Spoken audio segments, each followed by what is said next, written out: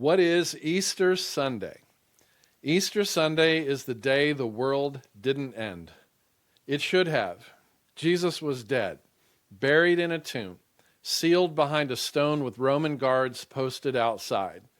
His followers were scattered, traumatized, convinced that it was over. And then Sunday morning arrived. The women came to the tomb expecting to finish preparing his body for burial. Instead, they found the stone rolled away, the tomb empty, and a messenger with the most disorienting and hopeful announcement in history. He is not here. He has risen. They ran to tell the disciples, who didn't believe them. Peter and John sprinted to the tomb to see for themselves.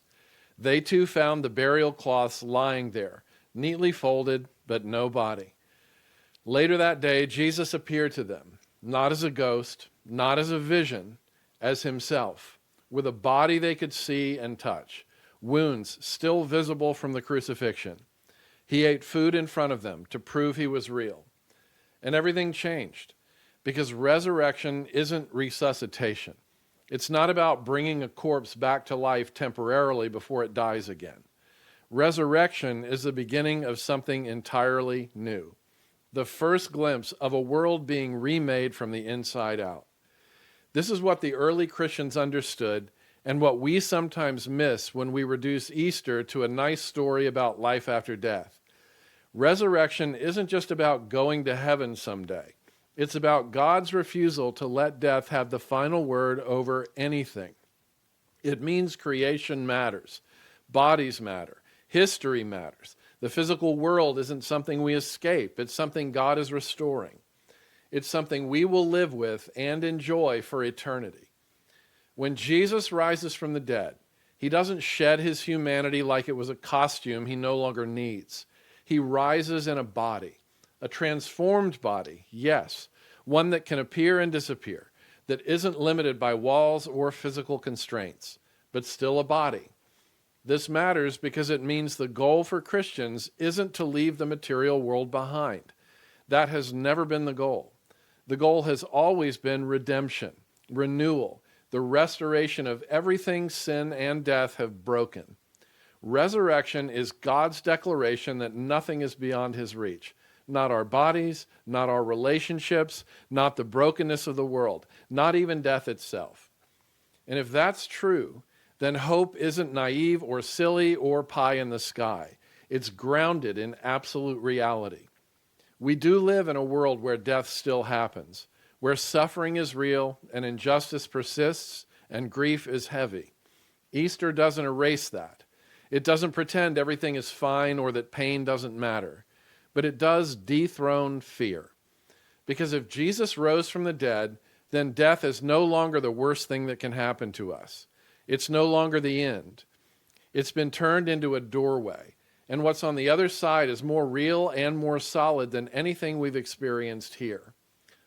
While awaiting his own execution, German pastor and Christian martyr Dietrich Bonhoeffer said that death is a supreme festival on the road to freedom. That changes everything, including how we live right here, right now. It means we don't have to protect ourselves at all costs. We don't have to win every argument or control every outcome or hoard our resources out of fear that there won't be enough. We don't have to build our lives around the avoidance and elimination of suffering, because suffering isn't the ultimate defeat anymore. Resurrection gives us permission to be generous, to be brave and take risks, to spend ourselves on things that matter, even when the world calls it foolish. It also means our work here is not wasted. The things we build, the people we love, the reconciliation we seek, the apologies we offer, the forgiveness we give, the beauty we create, the justice we fight for. None of it disappears into nothingness. God is making all things new. And somehow what we do now makes us participants in that renewal.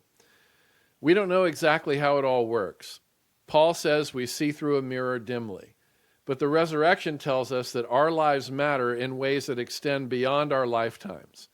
That love isn't lost, that truth, goodness, and beauty endures, that what we do in the body has weight into eternity. This is why the early Christians were so fearless. They weren't braver or stronger or more naturally courageous than anyone else. They just believed the resurrection was real. And if it was real, then everything they'd been afraid of, rejection, suffering, even death, had been stripped of its ultimate power. So they loved recklessly. They forgave extravagantly. They welcomed outsiders and cared for the vulnerable and proclaimed a kingdom that operates by entirely different rules than the empires around them. And they did it with joy, not because life was easy, but because resurrection meant the last chapter was already written and death had already lost. That's what Easter offers us. Not an escape from the world, but the courage to live fully in it. Not denial of suffering, but hope that suffering isn't the last word. Not proof that everything will be fine, but trust that God is making all things new. Not despair about the future, but hearts that are at rest because our long-term worst-case scenario is not death and destruction, but resurrection and everlasting life. That's literally as bad as it can possibly get for anyone who believes in Christ. The tomb is empty. Jesus is alive. And if that's true, if it really happened, then nothing stays the same. Death is dethroned. Fear loses its grip. Hope becomes something solid, something we can build our lives on. Resurrection changes everything. Not someday, today. Because the world didn't end on Friday. It began again on Sunday. And we're living in the aftermath of that beginning. Still broken in places, still waiting for the fullness of what's coming, but no longer defined by death or fear or the assumption that decay is inevitable. We are resurrection people, which means we can live differently. We can hope differently. We can love differently. Not because we're special, but because we have been told how the story ends, and the end will be our true beginning.